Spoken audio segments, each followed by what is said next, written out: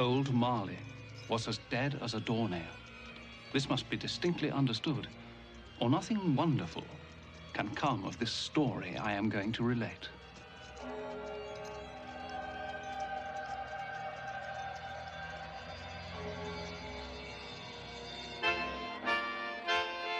On Christmas night all Christians sing to hear the news the angels bring. On Christmas night all Christians sing to hear the news the angels bring.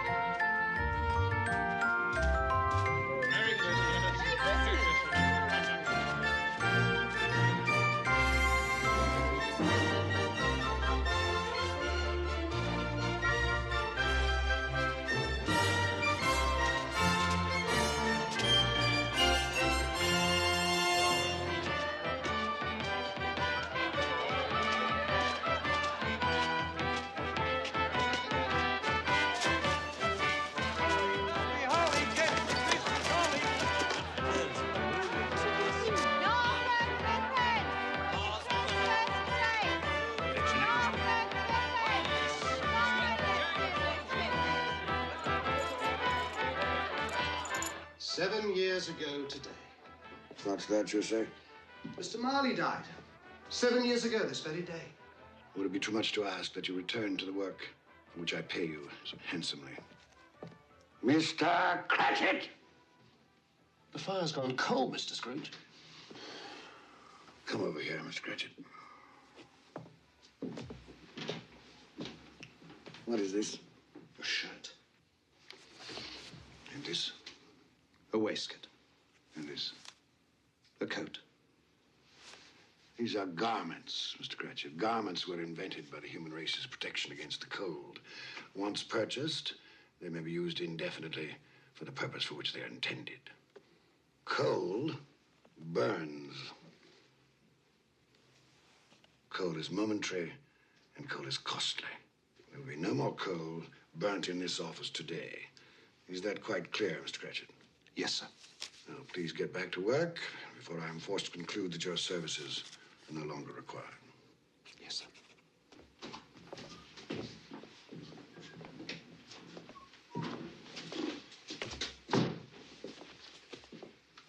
Merry Christmas, Bob Cratchit. And the same to you, Mr. Fred.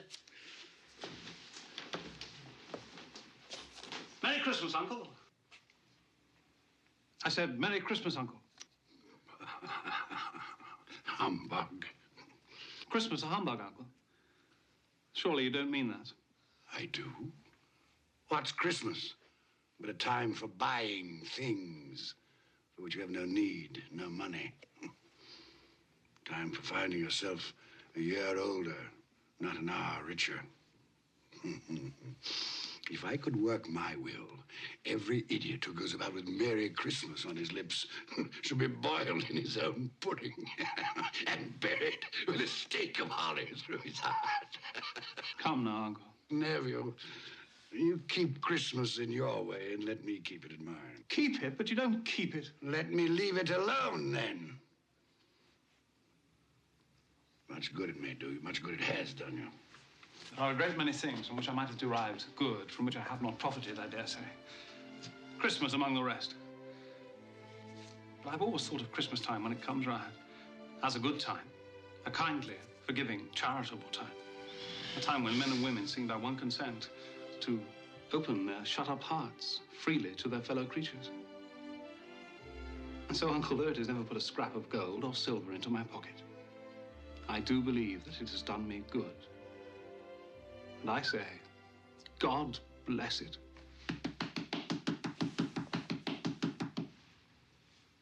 Not a sound from you, and you'll keep your Christmas by losing your situation. You're quite a powerful speaker, sir. I wonder you don't go into Parliament. Please don't be angry, Uncle. Come, dine with us tomorrow. Dine?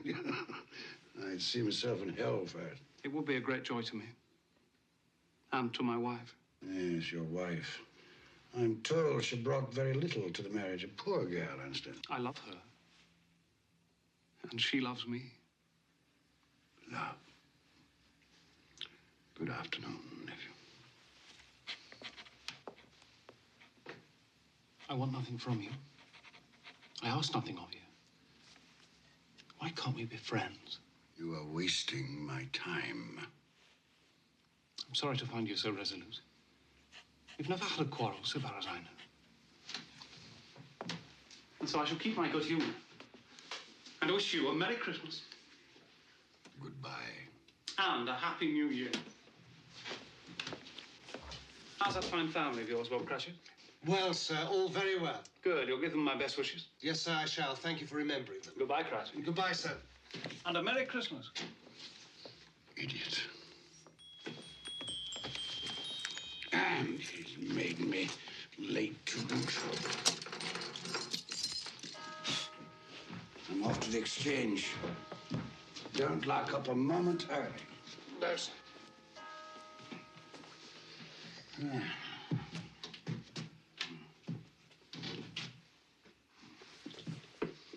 You'll want all day tomorrow, I suppose.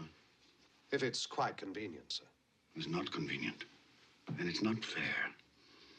If I were to hold back half a crown from your pay for it, you'd think yourself ill-used, I'll be bound. But you don't think me ill-used when I pay a day's wages for no work. Christmas comes but once a year, sir. Poor excuse for picking a man's pocket every 25th of December. And I suppose you must have it. Be here all the earlier the next morning, Cratchit. Yes, sir, I shall. I certainly shall. Make sure. Yes, sir. And a Merry Christmas to you, Mr. Scrooge. Humbug. Ah.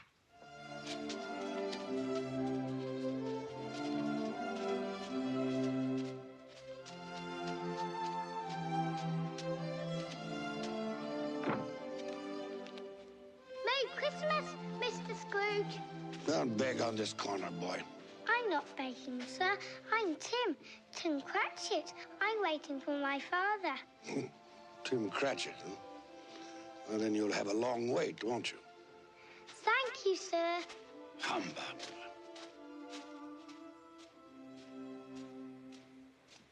Our Saviour Christ and His Lady on Christmas Day, on Christmas Day. Our Saviour Christ and His Lady on Christmas Day in the morning. Clear the road. Out of the way. Let me through. Ships all three on Christmas Day, on Christmas Day. They with us down the ships all three on Christmas Day in the morning. His reason weak is and is short, and sorrow all his pain. He went to church but once a year, and that was Christmas Day. So grant us all a change of heart, rejoice for Mary's son. Bring peace on earth to all mankind, God bless us everyone. Pay 80 for January, pay 80 for January. Any open market? Any open market? Buying here, buying. Ah, Ebenezer. We were afraid you weren't coming. It's almost closing, sir. Well, I'm here, aren't I? I said you'd be here. Didn't I say Ebenezer Scrooge would be here? I knew you'd change your mind. Right, I have changed my mind. Oh, good, then you'll take our bit. The price has gone up. Gone up? But that's not possible. If you want my corn, gentlemen, you must meet my quote. Plus 5% for the delay. That's outrageous, Scrooge. You'll be left with a warehouse stuffed with corn. Well, that's my affair, isn't it? But if we pay your price, our bread will be dearer. The poor will suffer. Buy the corn someplace else. Good day, sir. Scrooge, a moment. We'll take your corn at the price you quoted yesterday. Too late. If you wait until tomorrow, it'll cost you another 5%. Damn it, Scrooge, it's not fair. No, but it's business. I'll give you a moment to make up your minds.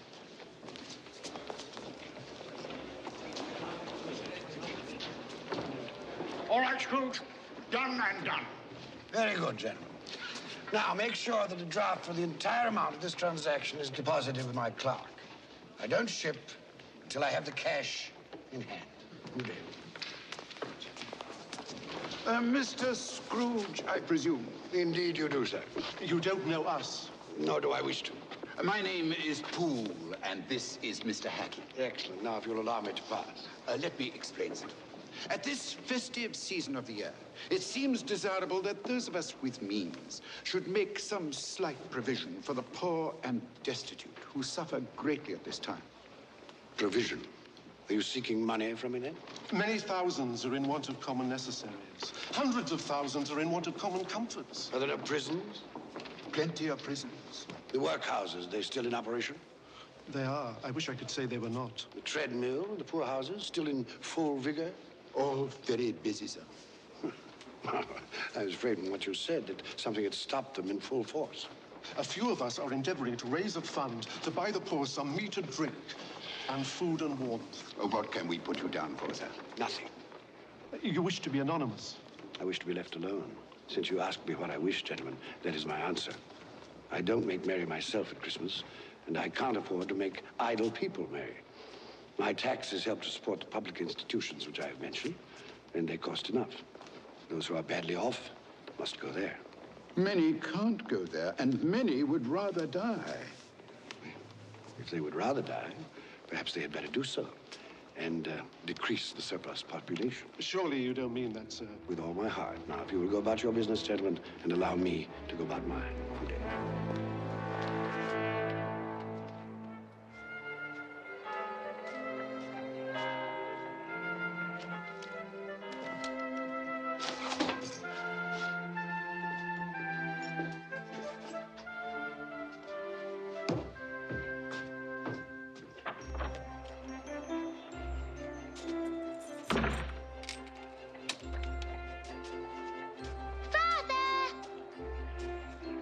Tim, you must be frozen.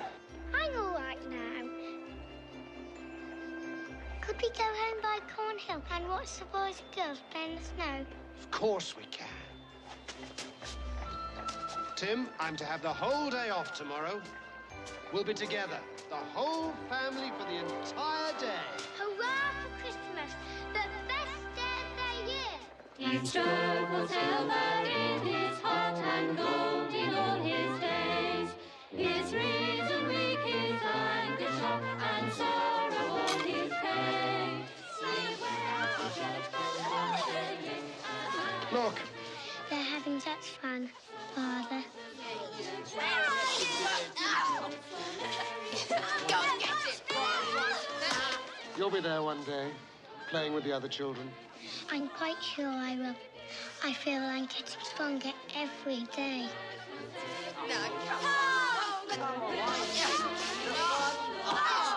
We must go home now. Your mother will be waiting for us. Yes, it's time to go home. Here we go.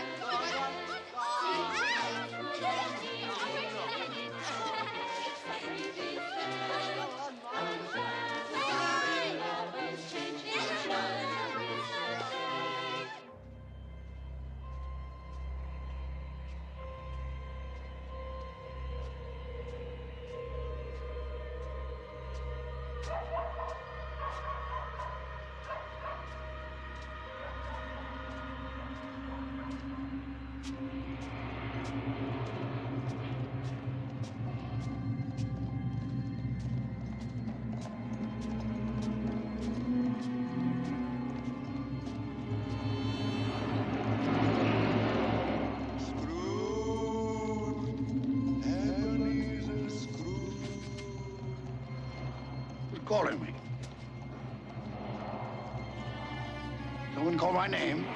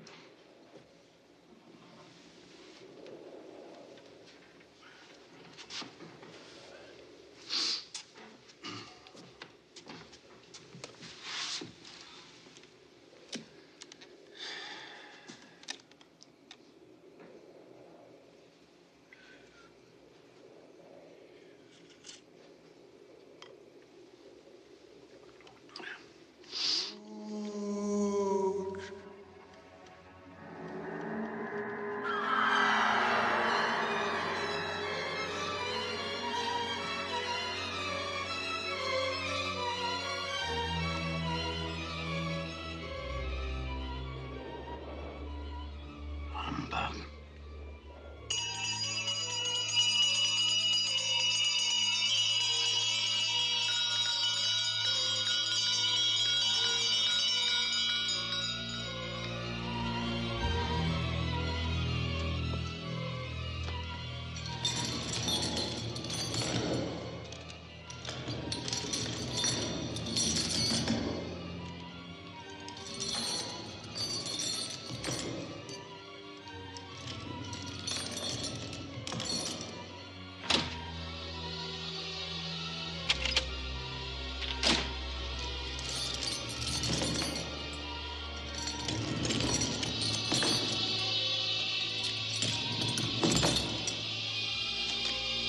Humbug, I won't believe it.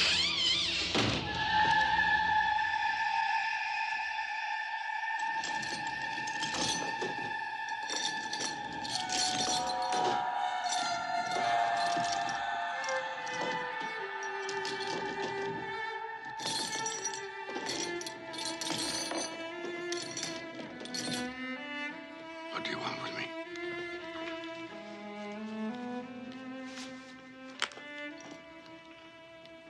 Much. Who are you? Ask me who I was. You're particular for a ghost. Who are you then?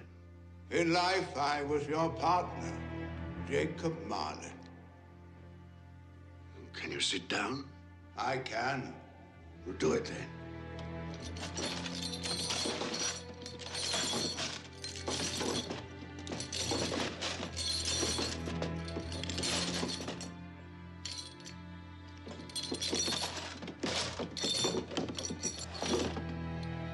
You don't believe in me.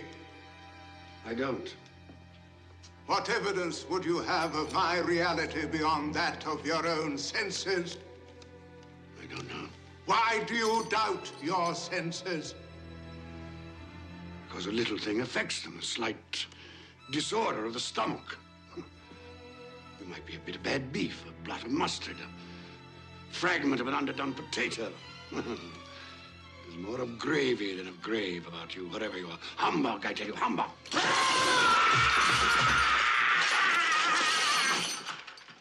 Mercy. Dreadful apparition. Why do you trouble me? Man of the worldly mind, do you believe in me or not? I do, I must. But why do spirits walk the earth? Why do you come to me? It is required of every man that the spirit within him should walk abroad among his fellow men and travel far and wide. And if that spirit goes not forth in life, it is condemned to do so after death. It is doomed to wander through the world and witness what it cannot share, but might have shared, and turn to happiness. The chain. Tell me why. I wear the chain I forged in life.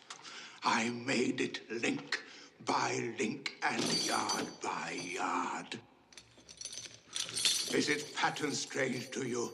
Or would you know the weight and length of the strong coil you bear yourself? It was as full, as heavy, and as long as this 7 Christmas Eves ago, you have labored on it since. It is a ponderous chain. I see no chain.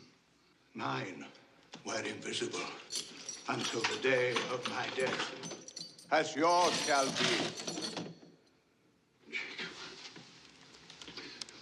Tell me more. Speak comfort to me. I have none to give.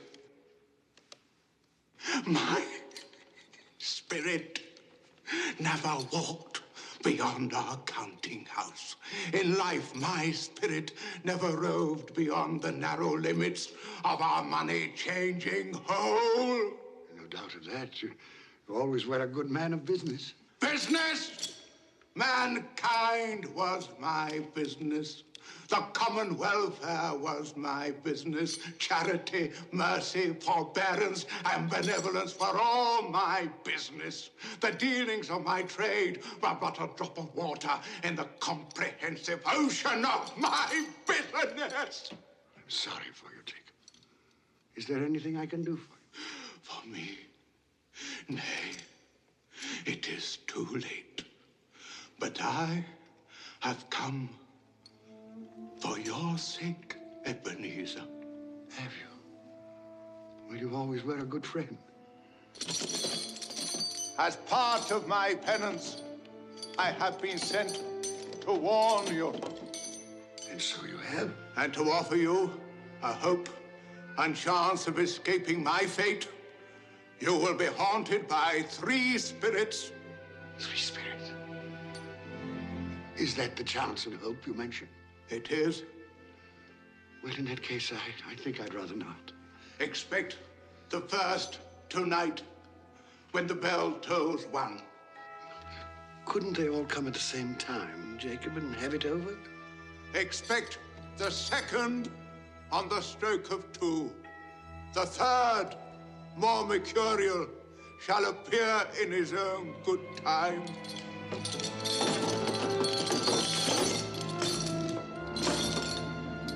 Look to me no more. Look, that you may remember what has passed between us.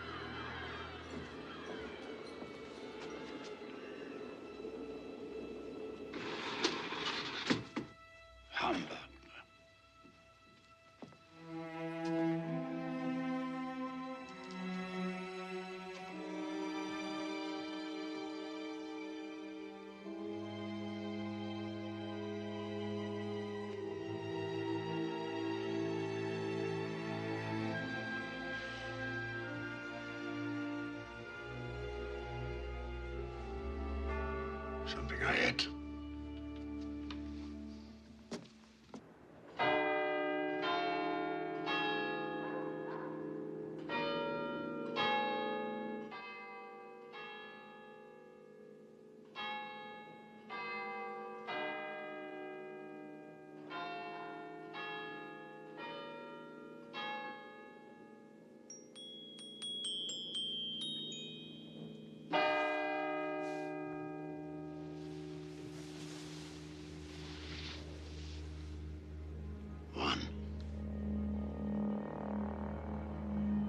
What was it Marley said?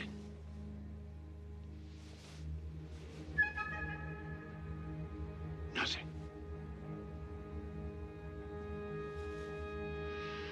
Just a dream, then.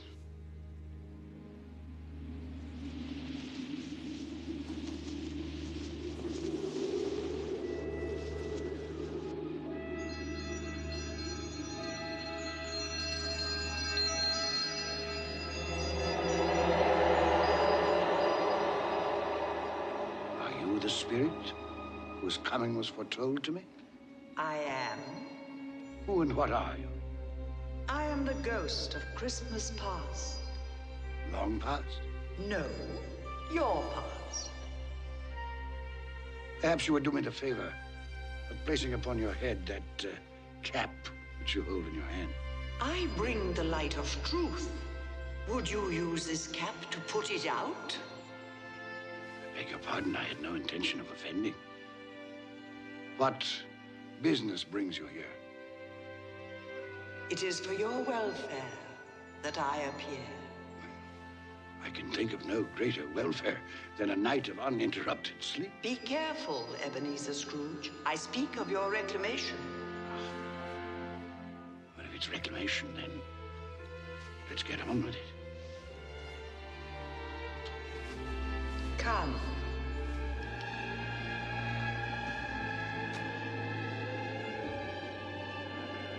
We shall be invisible and silent as the grave.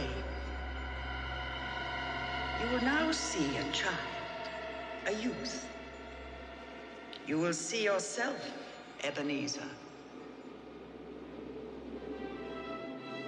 The air is so clean. How different from the city. Do you know where you are?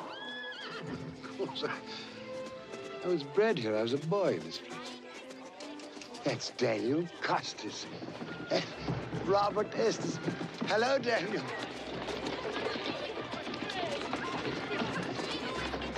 The big one there, that's David Tyler. David, look here, it's Ebenezer. I told you, Ebenezer. They can't hear you. How happy they all seem. That's right, they do. Yes, well, it's time to move on. Come along, Ebenezer. You know the way. I could walk it blindfolded. Your school. I remember. And it's Christmas Day. There's a boy in there, neglected. The boy is deserted by his friends and his family. His mother is dead. His father holds him a grudge. Why does his father hold him a grudge? She died in childbirth. His birth. Weep for the boy, if the tears will come. He has his friends, even on this day. From his beloved books. There's Ali Baba. Dear old honest Ali Baba. And the Sultan's groom, turned upside down with a genie. But not a real child to talk to. Not a living person. Robinson Crusoe, not real. And Friday, and the parrot with green body and yellow tail, not real. He made do, this boy. Let us see another Christmas Day. When you were a youth. Fan. Fan! Dear, dear brother. I've come to bring you home, dear brother. To bring you home. Home.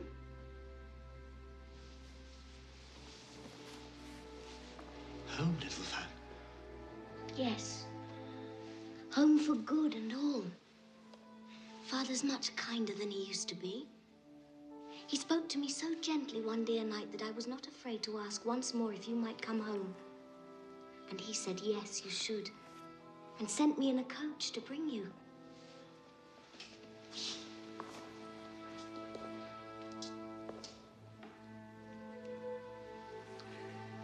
You're quite a woman, little fan. And you. You are to be a man now. And never come back here. Come along, we mustn't keep Father waiting.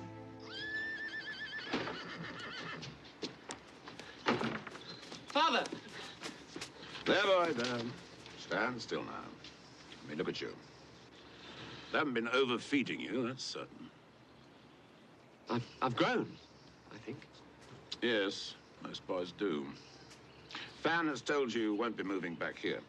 Yes, sir. It's time you made your way in the world. I've arranged an apprenticeship for you. You'll move into Mr. Fezziwig's establishment in 3 days' time. 3 days, Father. I'd hoped we'd have my brother home for longer. Longer? 3 days is quite long enough for both of us. Don't you think, Ebenezer? Yes, sir. Quite long enough. You finished back there? All safe and secure, sir. To the carriage, Fan. On our way. Into the carriage, boy.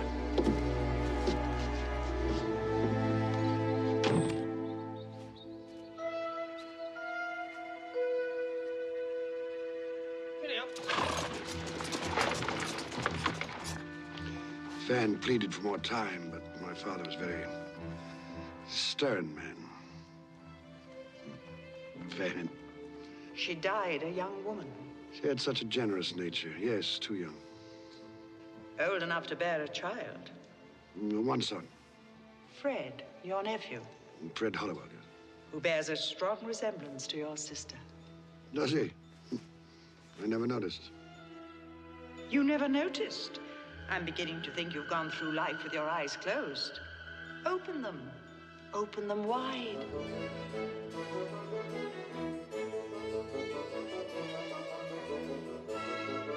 You know this man?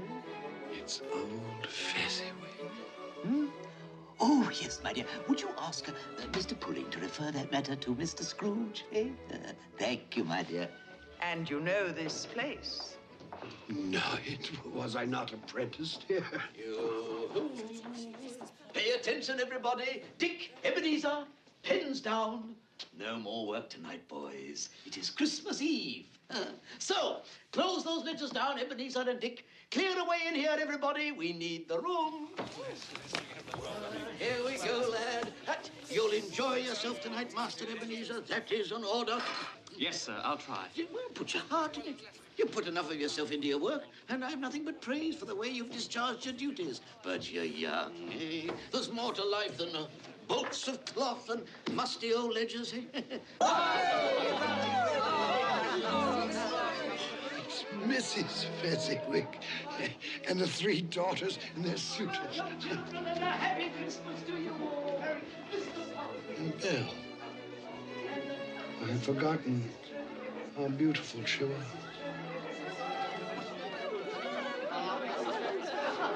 Hello, Belle. Hello. Would you like to dance? Yes.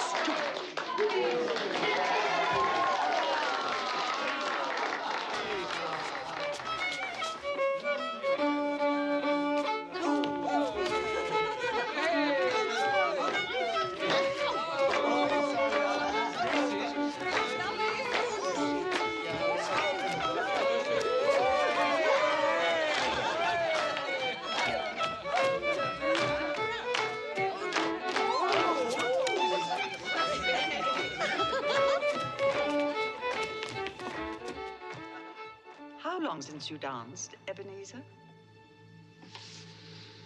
Waste of time, dancing. You didn't think so then? There was a reason then. There's been a change in you since you've come to Fezziwig's. You were so gloomy. Oh, I think I should warn you, Miss Belle. I am of a serious bent of mind. I consider seriousness to be an admirable trait of character, but it can be overdone. I should take heed of your advice, ma'am, and go through life with a grin on my face.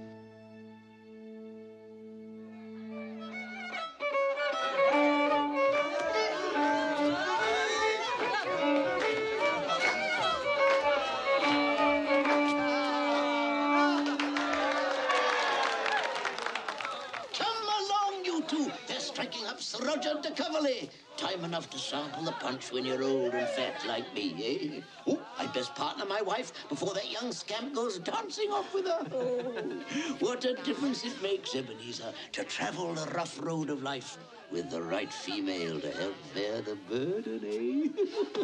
What a lucky man I am! Shall we join the others, Ebenezer? My pleasure, Miss Belle.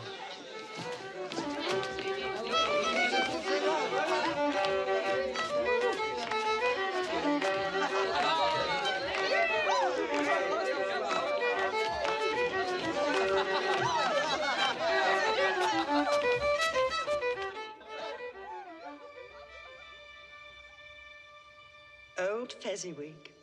A silly man. Silly? Why silly? What did he do, after all, to deserve the praises of those apprentices? Spent a few pounds, danced like a monkey, beamed a great smile. Well, the happiness he gave was quite as great as though it had cost £1,000. Just small things.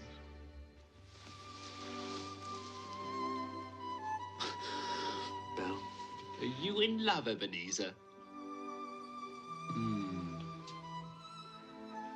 The thought had occurred to me. She's too good for you.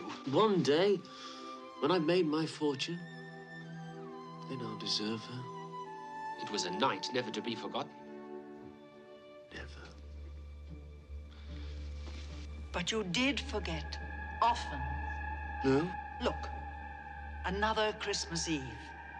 delayed by the pressure of business. Do you remember? No.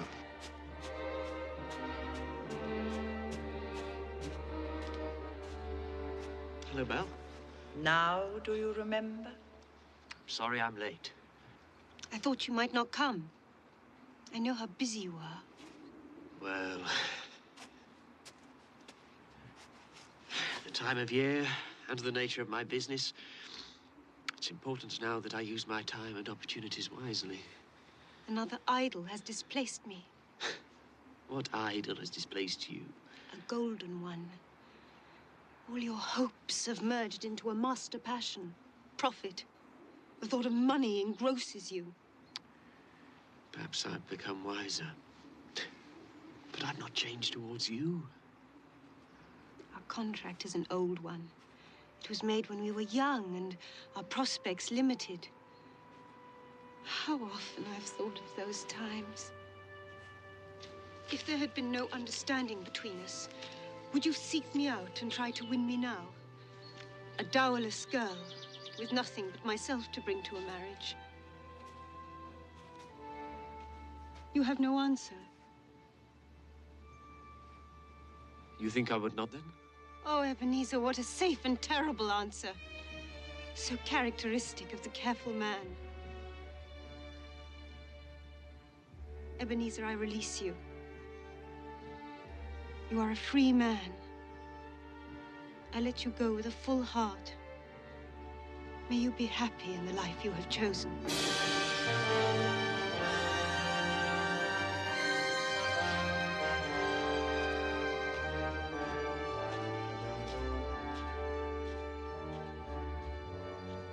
I almost went after her. Almost carries no weight, especially in matters of the heart. And you did have a heart, didn't you, Ebenezer? Why didn't you follow her? Upon his death, my father left me a small inheritance. Belle wished to be married, insisting that we could get along on very little. But I wanted something more for both of us. So I lent out that money, laid the foundations for financial success, which I have achieved, I may add. Congratulations. Well, thank you not to sneer. Spirit, show me no more. Conduct me home. You have explained what you gained. Now I will show you what you have lost. Belle. Yes, Belle. And those are her children. Oh, darling, he's wonderful, isn't he? Oh, Lord, what a brood.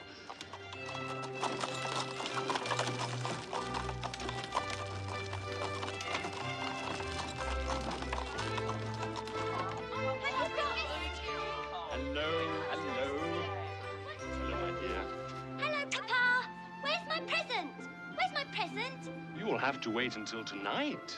All of you. Presents on Christmas Eve, as usual. Fancy. It might have been mine. The same thought occurred to me. I saw an old friend of yours in the city this afternoon. Who was it? Guess. I can't. I don't know. Ebenezer Scrooge. Mr. Scrooge it was.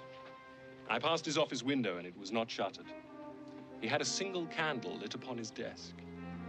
His partner, Jacob Marley, lies on the point of death, I hear. And there he sat, Ebenezer Scrooge, alone. Quite alone in the world, I do believe. Poor Ebenezer. Poor wretched man. Spare me your pity. I have no need of it. They can't hear you. And as for you, I've had enough of your pictures from the past. Leave me. Haunt me no longer. Truth lives. Truth lives. Truth lives. Truth.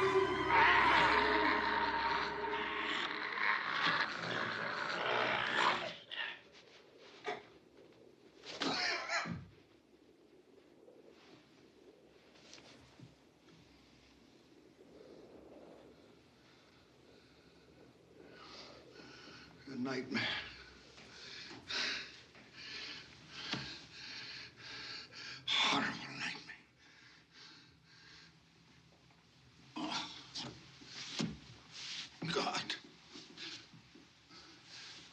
me sleep.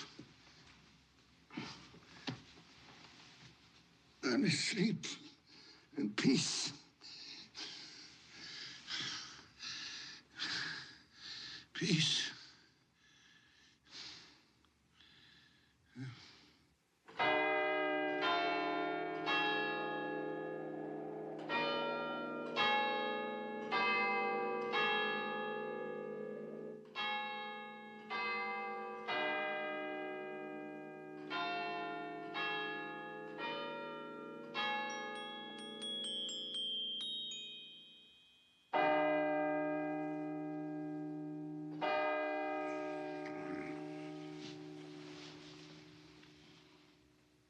Two. Well, Jacob Marley, where is this spirit of which you spoke so glibly? You did say at the stroke of two, didn't you, Jacob? Mistaken in death, as you were in life, old partner.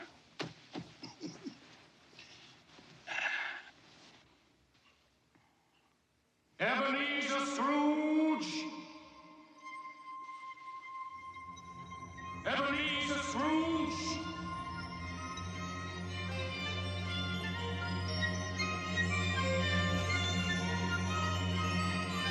Come in! I intend to.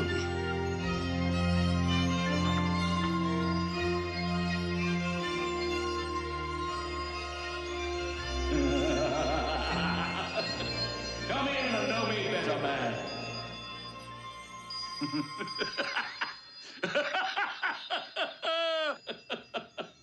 You've never seen the likes of me before, eh?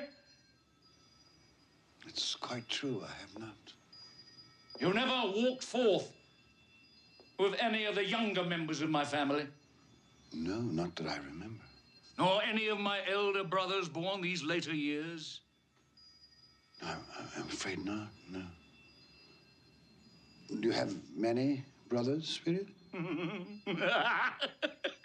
Over 1,800!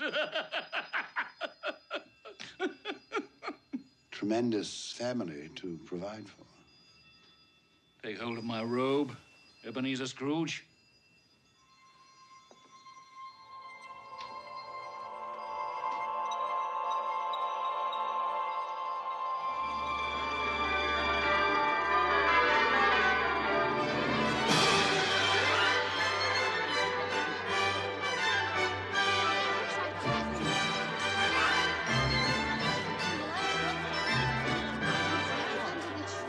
What day is it now?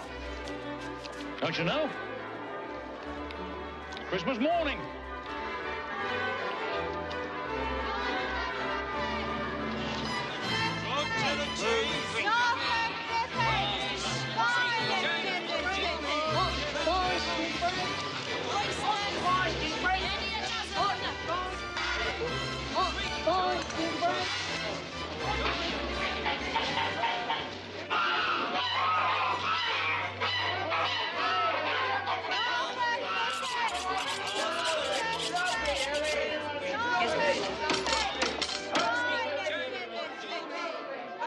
There's a lot of buying, isn't there? Oh, Ebenezer, is that all you can see? Follow me, and I'll show you to what good use these wares can be put. Is there some peculiar power which emanates from your torch? Oh, yes. There is.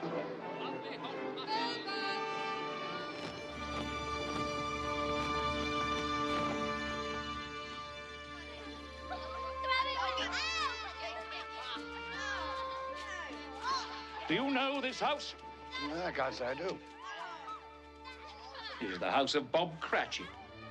Is he? Well, he does very well on 15 bob a week. Shall we go in? I wouldn't want to disturb you. As with Christmas past, we shall be invisible and unheard. I wonder what's keeping your father. He's probably stopped to talk to the parson. Father always likes to compliment him on his sermons. I do hope the pudding's a success this year. No one makes a better pudding than you, Mother. Peter, save some for the rest of the family. Just testing the cooking, Mother. I'm sure they'll manage very well on their own without your help, young man. Hello, Mother. Hello, Mother. Smell the goose cooking, Martha. Yes, it makes my mouth water. Mine too. I can't wait. Well, you'll just have to. Now run along with Martha and help her butter the bread. Finlay. Here they are. Merry Christmas, everyone. You're late, Bob Cratchit. Oh, and you're quite like an icicle, Tim. You've been dawdling.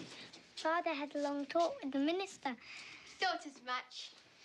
Come, Tim. Listen to the pudding hissing on the fire. It's like a giant snake inside the copper. Go along with your brother and sister, Tim. I'll begin the wine. Off you go, then. Come on. How did you behave in church? As good as gold. Better. Mother's very worried if it'll turn out all right. Look how they support him. What did you say? Nothing. It's, nothing. Somehow he gets thoughtful sitting by himself so much. He thinks the strangest things. He told me coming home that he hoped that the people in church saw him because he was a cripple, and that it might be pleasant for them to remember on Christmas Day who it was that made lame beggars walk and blind men see. It seems to me that Tim is getting stronger every day, that his limbs are growing, that he's in better spirits, it seems to me.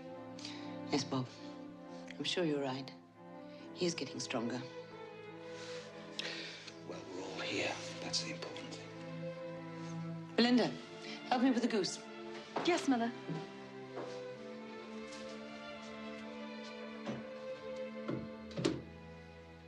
Peter, I have some good news for you. I met by chance this morning at church a fine gentleman, Fred Holywell by name. He's a nephew of our own Mr. Scrooge, and he remembered that I have a son coming of working age, and he told me that he had a position open starting at 3 shillings and 6pence every week. 3 shillings and 6pence every week? So, if you are agreeable, you may start work on Monday next. Now I can begin to help you and Mother. More important, you shall be embarking on a fine career. To start a boy at 3 and 6pence a week. Hey, it's typical of my nephew. It's no wonder he's never been able to put by a penny. Perhaps he's put by more than money. Fred? He's doing this to spite me, you know. Employing the son of my employee at an exorbitant wage.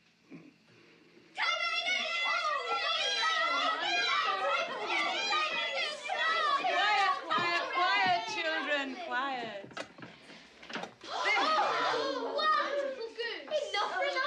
Soap around and Chris. Mother, you've outdone yourself. Is it all right, then? Hurry, Father, cut the goose. I can't wait. Haven't we forgotten something? Lord, we thank you for the bounty you have placed before us. We thank you for this day of love and joy. We thank you for allowing us to be together, to share with each other and with you the fullness of our hearts on this special day. Amen. Amen. Amen. Amen. What? You say something? No. No. I thought I heard you. No, I said nothing.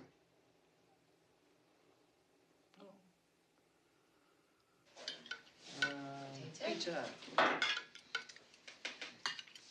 Alice. Linda. Potato, Alice? A very small goose. It's all Bob Cratchit can afford.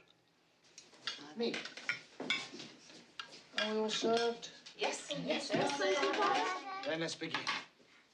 And a Merry Christmas to us all. A Merry Christmas to us all. And God bless us, everyone.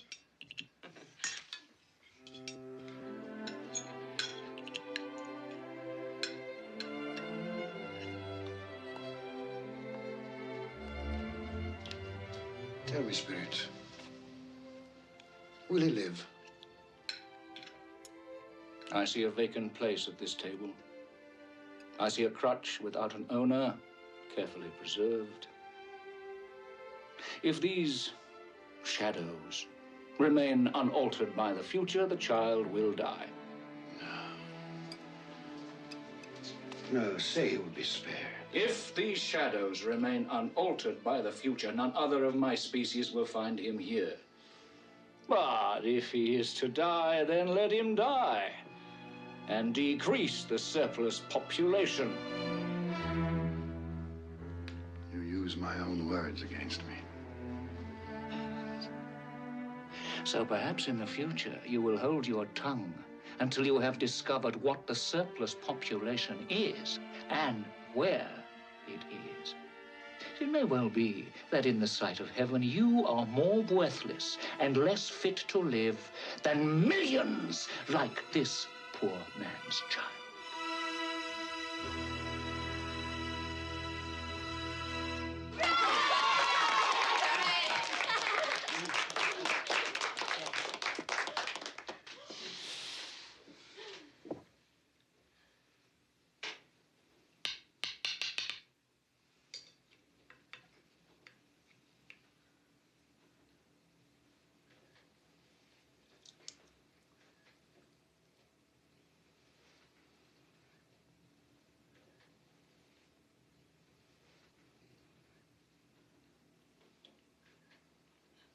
A triumph, my dear. Another triumph. I told you so, Mother. Well, it's a success. What a relief for Mrs. Cratchit. Now their feast is over. Not quite. Just one more ceremonious moment. Look.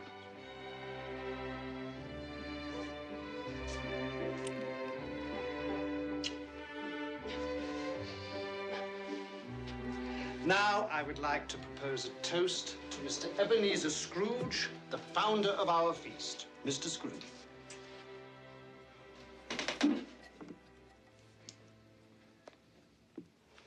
Huh. The founder of our feast, indeed. I wish I had him here. I'd give him a piece of my mind to feast upon, and hope he had a good appetite for it. My dear, the children, it's Christmas Day.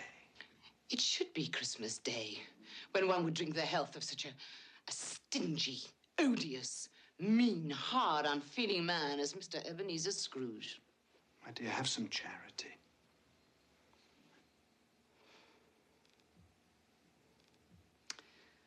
Oh, well. I'll drink his health, for your sake, and the day's sake, but not for his. Long life, Mr. Ebenezer Scrooge. A Merry Christmas and a Happy New Year. I've no doubt his Christmas will be very merry, and he'll be very happy. Mr. Scrooge. Mr. Scrooge. Mr. Scrooge. Mr. Scrooge. Mr. Scrooge. Mr. Scrooge.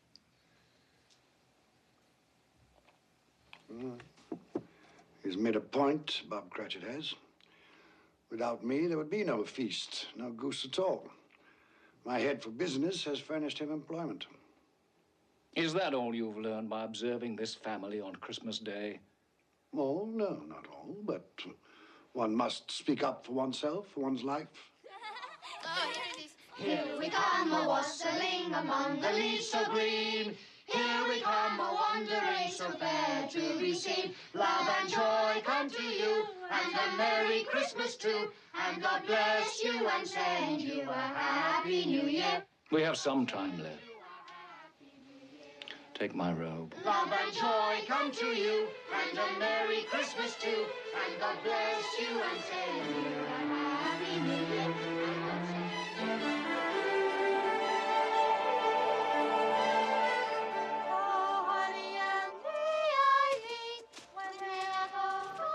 Where are we now? Just a street. Any street. This house. We'll go in here. Think it might amuse you. I'm in no mood to be amused.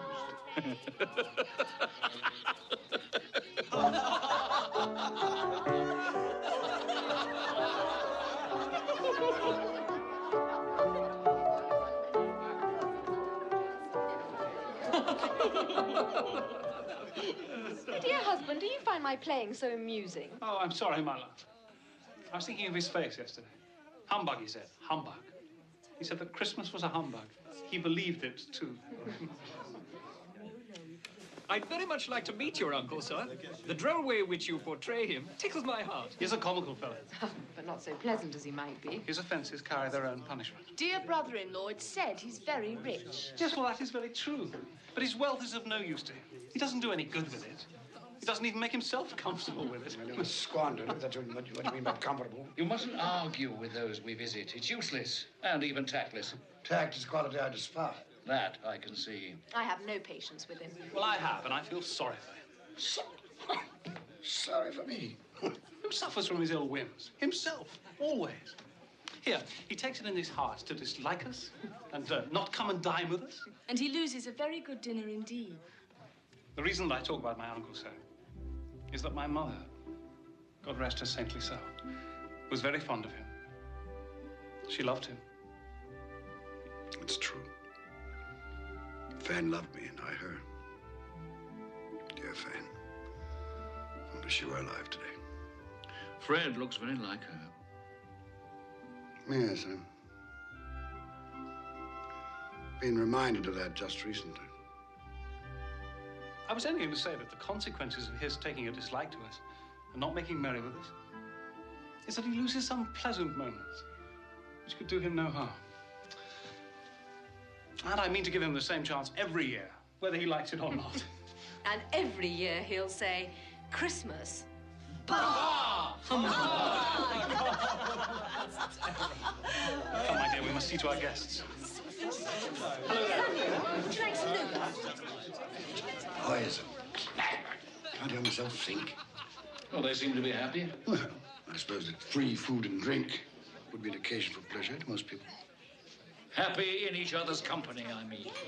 Everyone, hush there. We shall have a game, a word game. Huh? Yes, game. What should it be? Does everyone know the rules to similes? All right, everyone. Now, you shall each have 5 seconds to answer. I'll ask the question. Mr. Topper, you'll keep count. Well, I shall do my best. Now, you'll each have 5 seconds to answer. If you fail to give an acceptable answer within that time, then you must each stand behind your chair. Last one to who's seated wins the prize. Fred, don't go on so. Just begin. Oh, I'm sorry, my love. Yes, I shall. Yes, I shall. Now, proud as. Proud as a peacock. So, dry as. As a bone.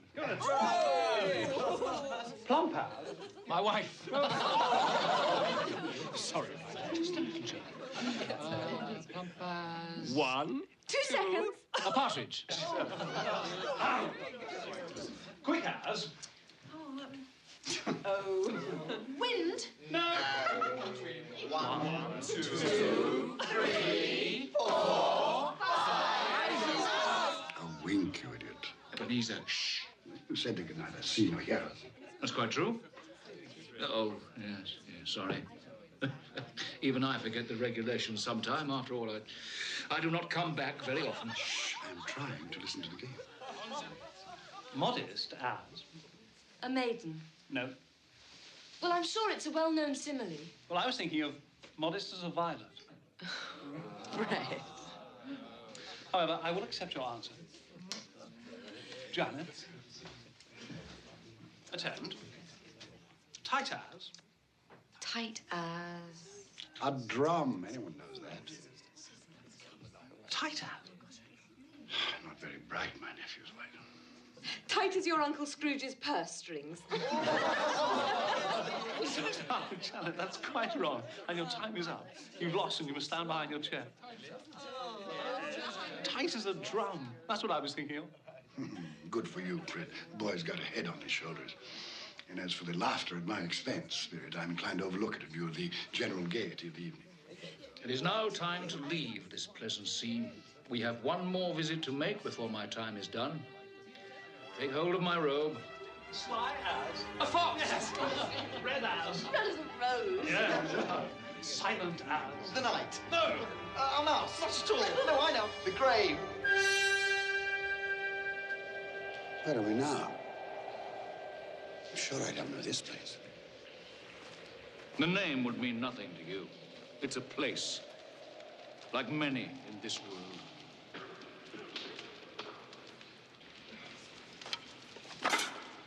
Do we have enough wood for the night? Ah, it'll last through. At least there's one thing still free in this country. Mary, Peter, they're cooked.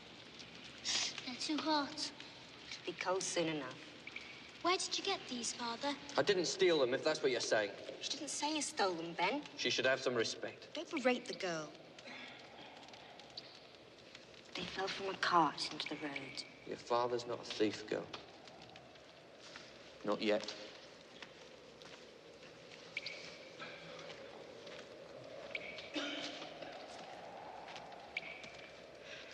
Why are these people out here?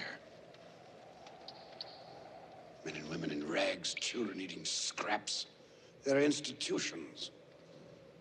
Have you visited any of them, these institutions you speak of? No, I'm taxed for them. Isn't that enough? Is it?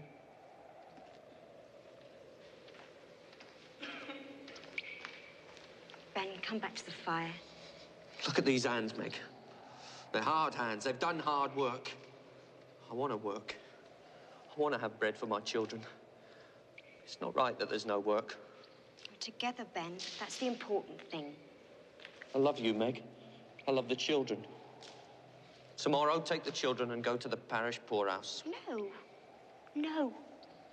I'd rather we all drowned in the river than go to one of those places and be separated forever. Until I get work. No. Ben, we're a family.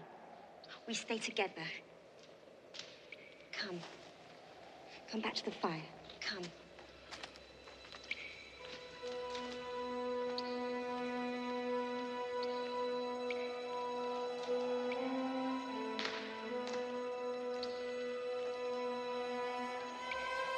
How do you show me this? What has it to do with me? Are they not of the human race? Look here, beneath my robe.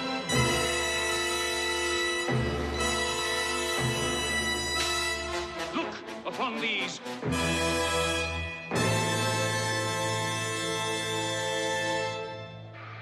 What are they?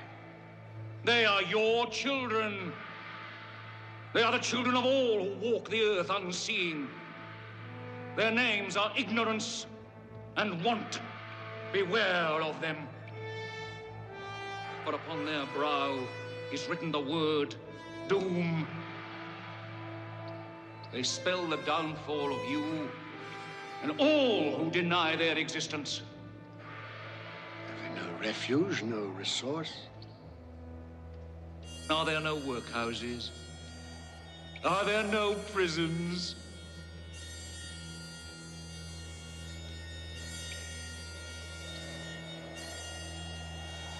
Cover them. I do not wish to see them. I thought as much. They are hidden. But they live. Oh, they live. Well, time has come for me to leave you, Ebenezer Scrooge. Leave? Leave me here? Oh, yes. Well, you cannot. Take me back to my bed. It's too late. It's cold. The place is strange. Don't leave me.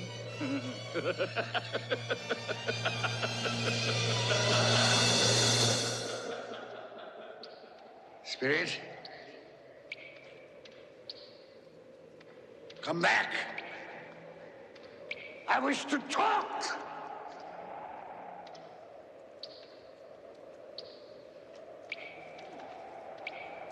Perhaps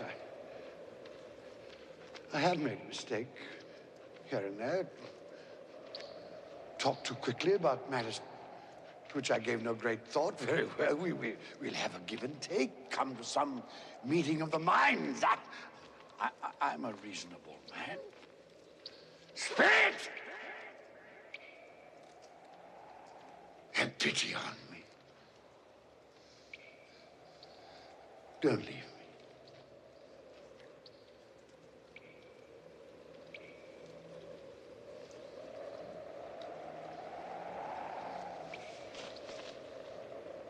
have I done to be abandoned like this? What?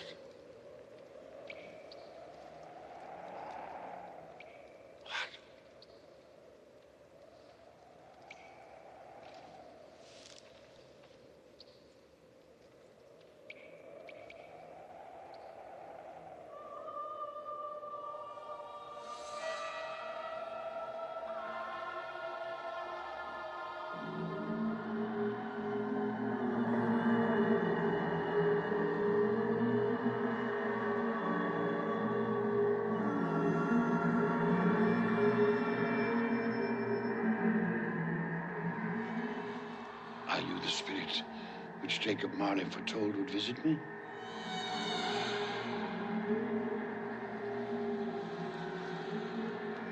And I am in the presence of the ghost of Christmas yet to come, am I not?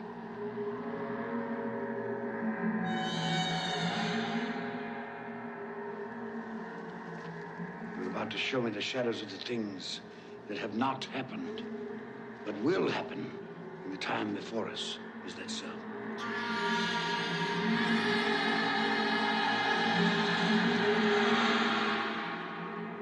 fear you more than any specter I have seen.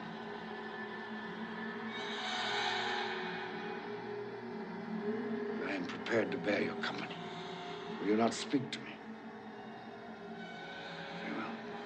Lead on. Night is waning fast. Time is precious to me.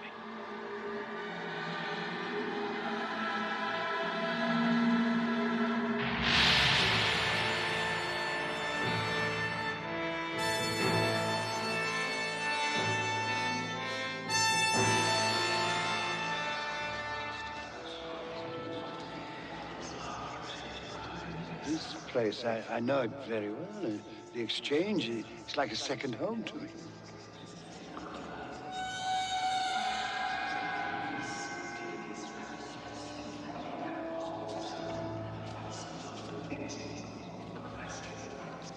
No, I don't know much about it either way. I only know he's dead. When did he die?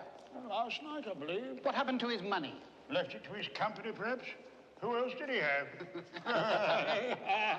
It'll likely be a very small funeral, supposing we volunteered and form a party. I'll go if lunch is provided, but I insist on being fed for the time I'll waste. Have these men no respect for the dead? I should go, I suppose. After all, we did considerable business together. Well, I must go and find the price of corn. Goodbye. How was I privy to that conversation?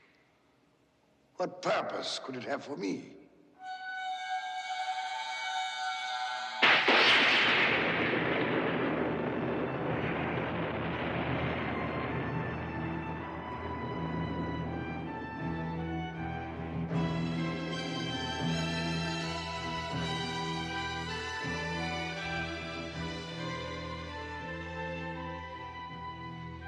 Merciful heavens, what is this?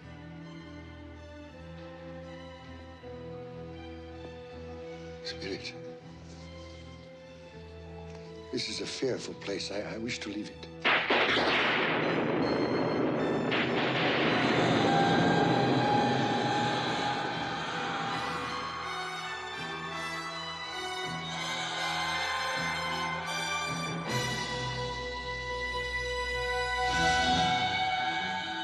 No, I will not. This you cannot make me do. I say I understand you. That is sufficient to the moment. Furthermore, there must be someone in this city who feels some emotion because of this man's death. I demand to see that person.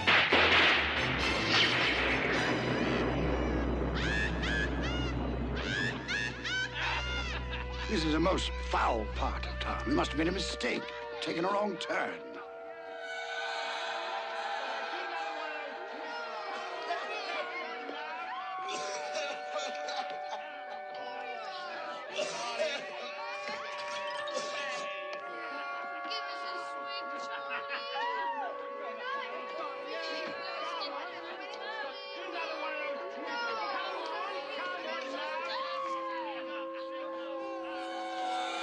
In there? I have no business to transact in there.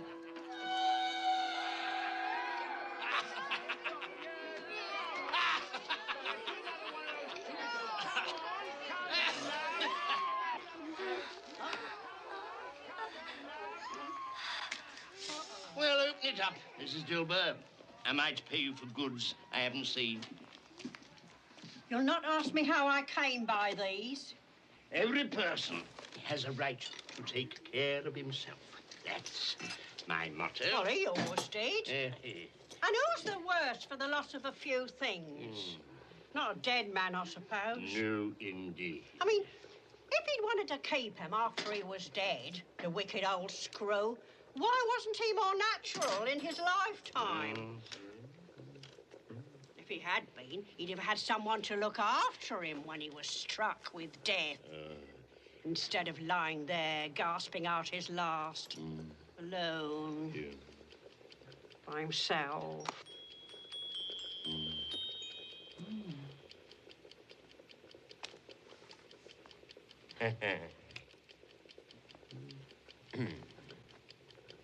Those are my things.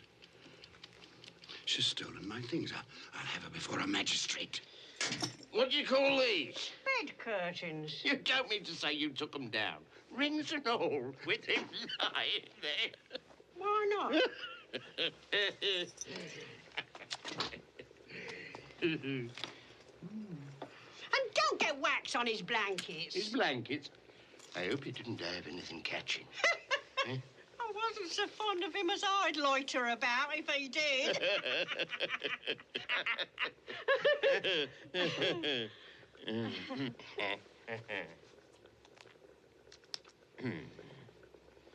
Well, what's your offer then? 4, 6, 5, 3, 6, 2, 4. Those are not my things. Yes, they are similar, but the person she speaks of, that could not be me. A similarity, perhaps. £1, 5 and 3. Not a penny more if I was to be boiled for it. You're hardened, Joe, and no mistake. I'm always kind to the ladies. That's the way I ruin myself. Spirit, what perversity is this? I asked to see some emotion in connection with this man's death. You show me only greed and avarice. Let me see some tenderness, some depth of feeling.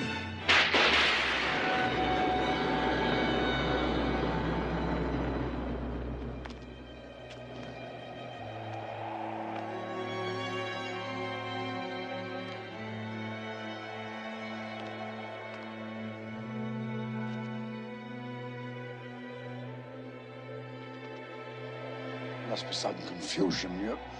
Your fellow spirit brought me here earlier. Very well. You're devilish hard to have a conversation with.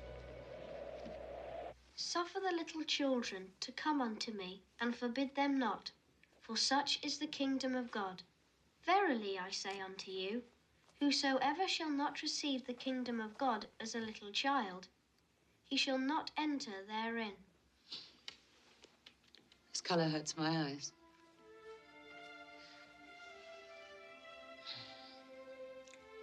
It's better now. This work makes my eyes red. And I wouldn't show red eyes to your father when he comes home. Not for the world. It must be nearly his time. Past it, rather. I think he walks slower than he used to these last few evenings, Mother. Yet I've seen him walk home with Tiny Tim on his shoulders very fast indeed. And so have I. And so have I. And so have I. But he was very light to carry. And your father loved him so that there was no trouble. No trouble. There is your father now. Hello, Father.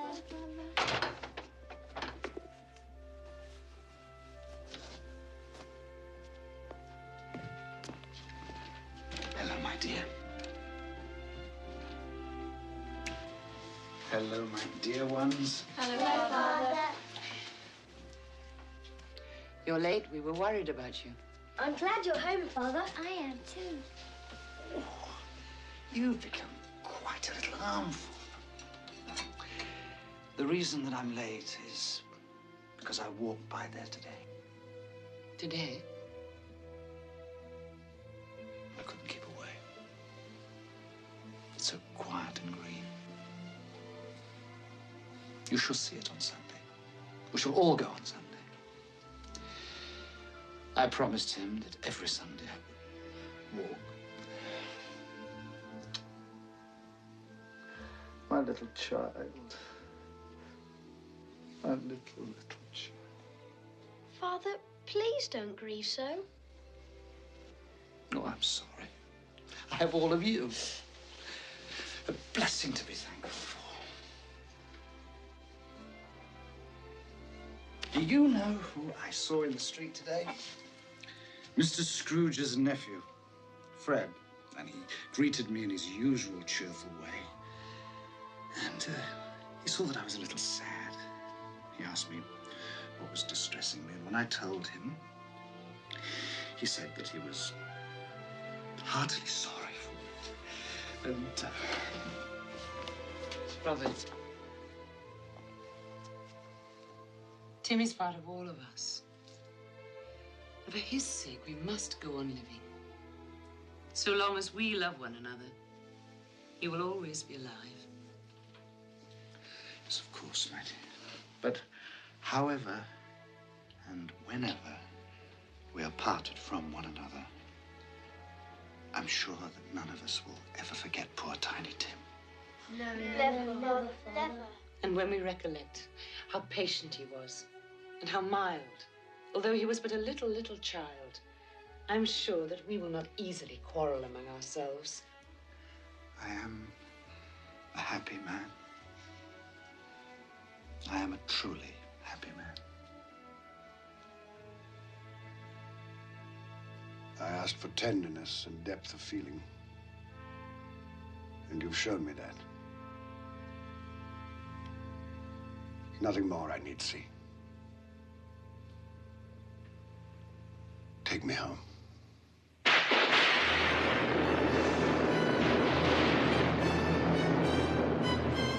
What is this? I thought we had agreed that you would transport me home.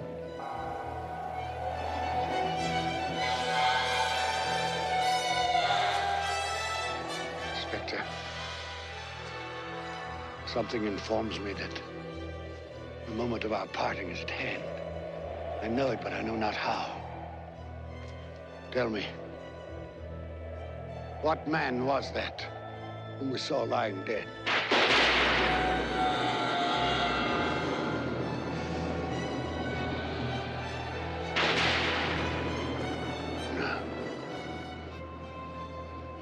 No, before I draw near to that stone, answer me this. Are the things you have shown me the shadows of the things that will be? Or are they the shadows of the things that may be only?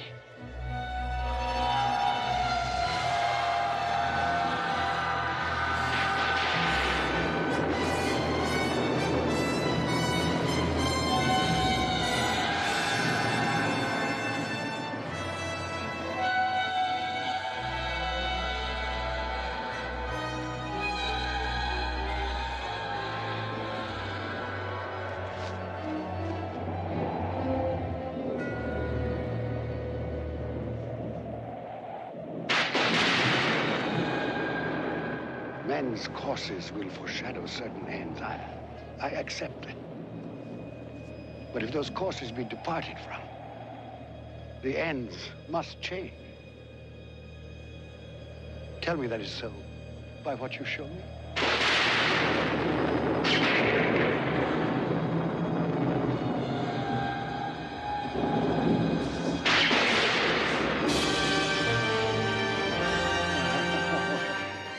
Dear me, I am not the man I was. I will not be the man I must have been but for this visitation. Why show me this if I am past all hope? Good Spirit, your nature intercedes for me and pities me. Say that I may change these things by an altered life. I will honor Christmas in my heart and try to keep it all the year. I will live in the past, present, and the future. The spirits of all three shall strive within me. I will not shut out the lessons that they teach. Tell me. Tell me that I may sponge away the writing on this stone. Oh, spare me. Spare me.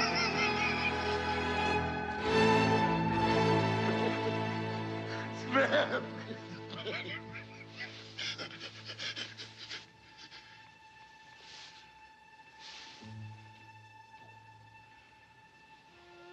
My own room. I'm alive. Oh, thank you, Spirit. I will keep my promise. I will live in the past, present, and the future. The spirits of all three will strive within me. Oh, heaven and Christmas time be praised for this. I say this on my knees, Jacob Marley. On my knees.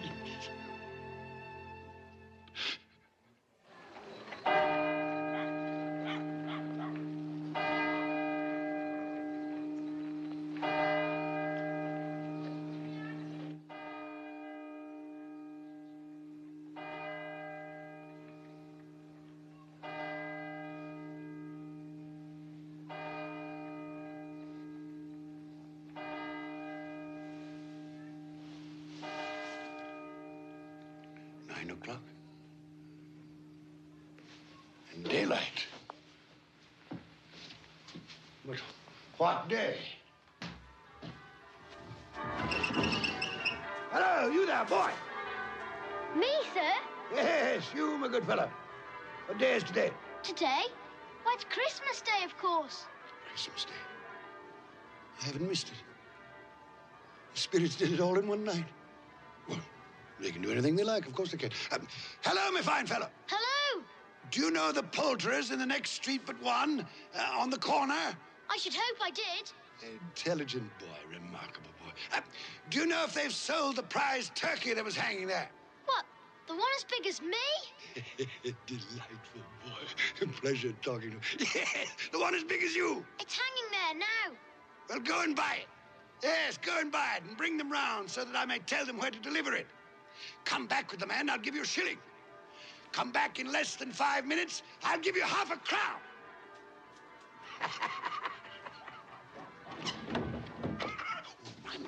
I must dress myself. So much to do. I don't want to lose any time. I was light as a feather. I'm as happy as an angel. I'm as merry as a schoolboy. I'm as giddy as a drunken man. Merry Christmas to everybody, and a Happy New Year to the world!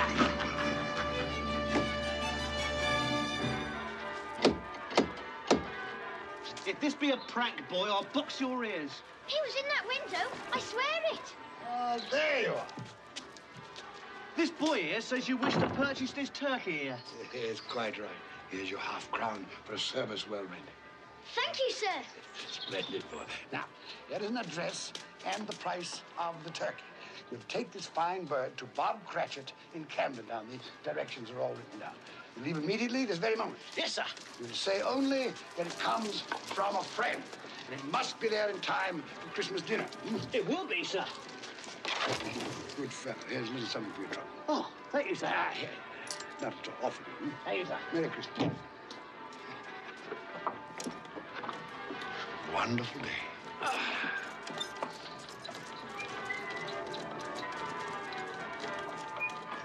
So grant us all a change of heart. Good morning. Merry Christmas to you. Great Like angels. Yes, exactly. You sing excellently well here. Thank you. It is I who thank you for that glorious music on this glorious Christmas day.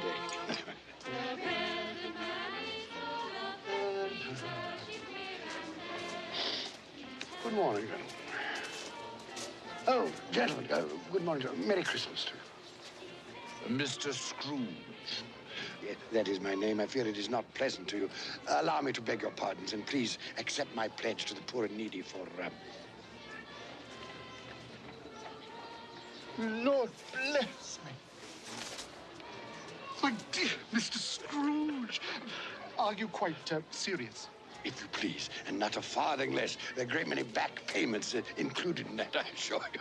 What can I say to such generosity? Don't say anything. But dear sir, will you come and see me? We will. Oh, we will indeed. I'm very much obliged. Thank you 50 times. Thank you, sir. Bless you. Thank you. The orphanage shows me the right. Yes? Bob Cratchit? Yes? This is for you. Well, there must be some mistake. You are Bob Cratchit? Yes. Well, there ain't no mistake. I didn't order this.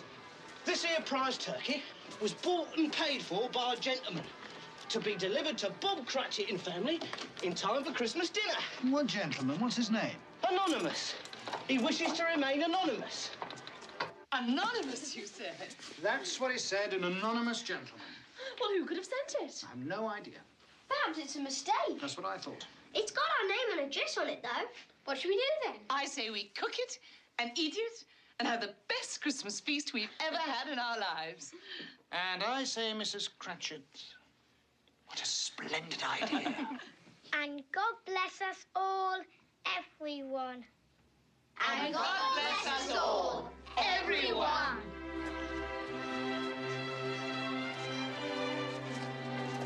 Merry Christmas, sir. Very good.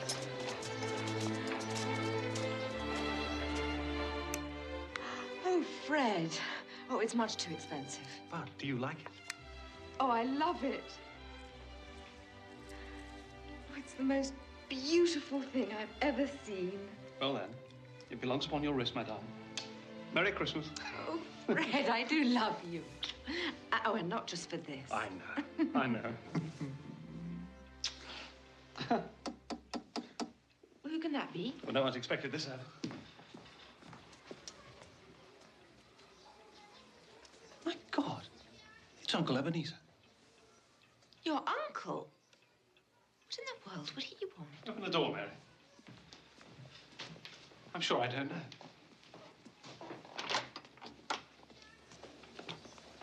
Fred, Uncle Ebenezer. may I come in? Yes, come in. Please. Thank you. Do come in. Good afternoon, madam. Merry Christmas to you. Merry Christmas to you. Oh, Uncle Ebenezer. This is my wife, Janet. Janet, this is Uncle Ebenezer. It's a pleasure. More like a surprise, wouldn't you say? Well, that, too. Well, that's quite true. Quite honestly, it is a surprise. When we spoke yesterday, you made it quite clear, it seemed to me, at least, that you had no intention of accepting my annual invitation. I made other things clear, too, didn't I, Fred? That Christmas was a humbug, a waste of time and money. A false and commercial festival, devoutly to be ignored. Yes, basically that was it. Well, I've come for 3 reasons. First, to beg your pardon for the things I said about Christmas. That was a humbug, Fred. Was it? I didn't know it then, but I know it now. Secondly, I've come to meet your wife. Well, here she is. Yes. And a very beautiful woman she is, too. Thank you.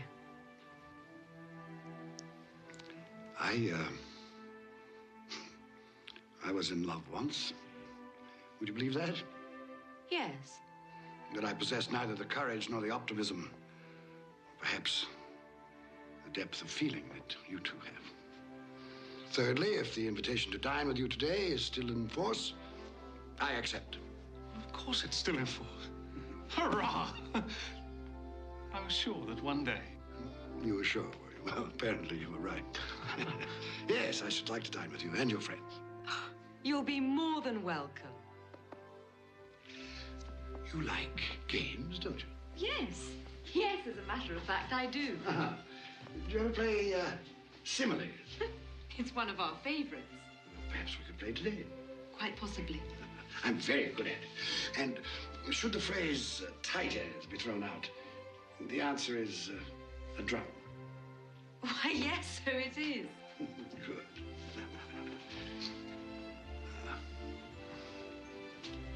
You'll forgive me for saying this, but I see the shadow of my sister in your face. I loved your mother, Fred.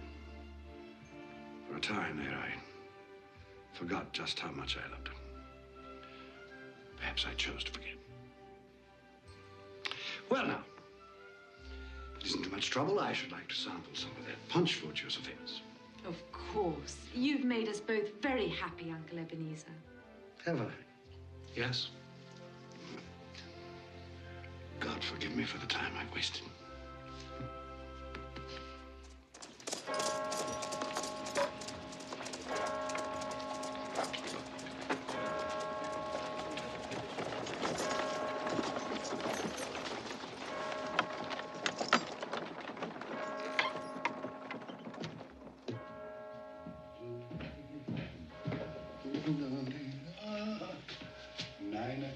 Late again, eh, Cratchit? We'll see about this.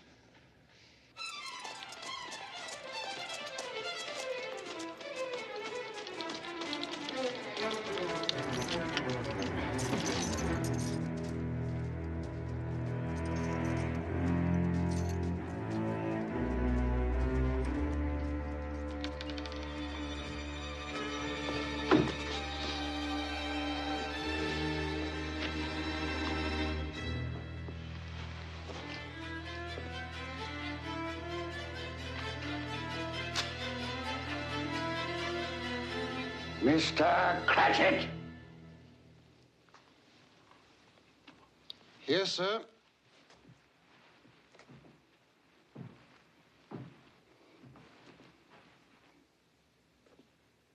Do you know what time it is?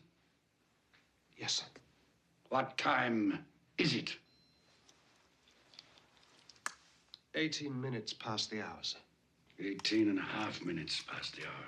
What do you mean, coming here this time of day? I'm sorry, sir. I am behind my time. Yes, I think you are. Step this way, sir, if you will, please. It's only once a year, sir. It shall not be repeated. I was making rather merry yesterday.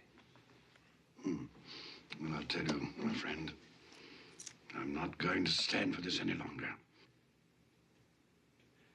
Therefore, I am going to double your salary. Double my salary, sir? Yes, Bob.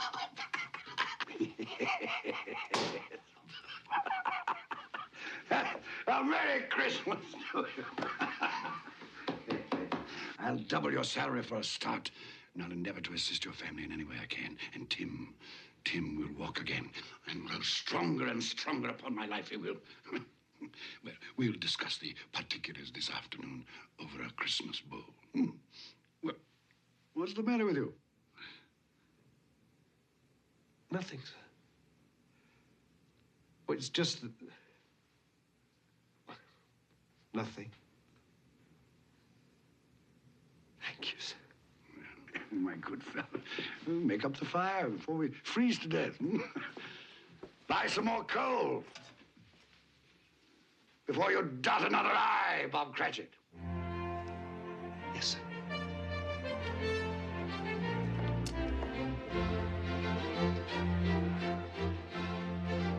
Ebenezer Scrooge was better than his word. He became as good a friend, as good a master, as good a man as the old city knew. And to Tiny Tim, who did not die, he was a second father. It was said of Ebenezer Scrooge that he knew how to keep Christmas well, if any man alive possessed the knowledge. May that be truly said of us, and all of us. And so, as Tiny Tim observed, God bless us, every one.